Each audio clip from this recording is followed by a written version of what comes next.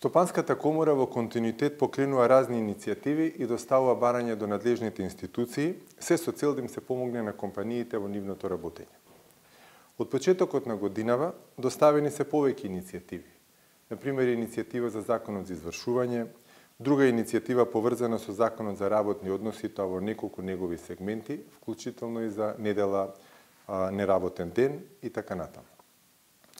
При тоа, важно е да се истакне дека иницијативите и барањата на Стопанската комора се насочени кон обезбедување опстанок и зголемување на успешноста на компаниите наблюдувани во целина.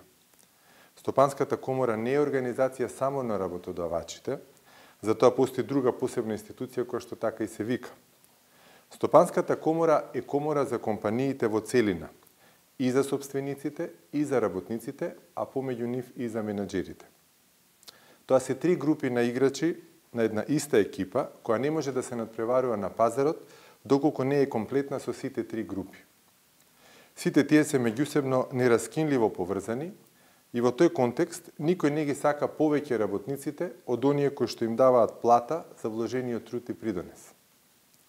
Имајќи го ова предвид, важно е да се разбере дека кога се носи правна регулатива за работењето на компаниите, таа мора да биде избалансирана за целината на работењето на компаниите и да биде во линија со пазарните законитости, за да можат компаниите да опстанат и да бидат успешни и на долг рок.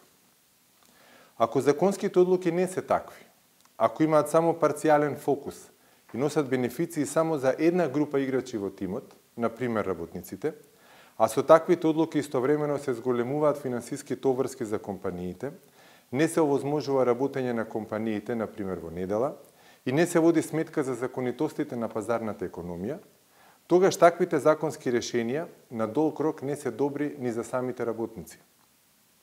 Да не заборавиме дека компаниите се борат на пазар кој што сега е глобален и мора да бидат конкурентни со цената на своите производи и услуги за да опстанат на тој пазар.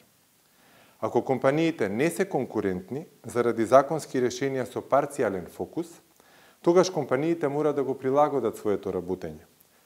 Прво за да опстанат и второ за да ги сочуваат оние работни места што пазарот им дозволува да ги сочуваат.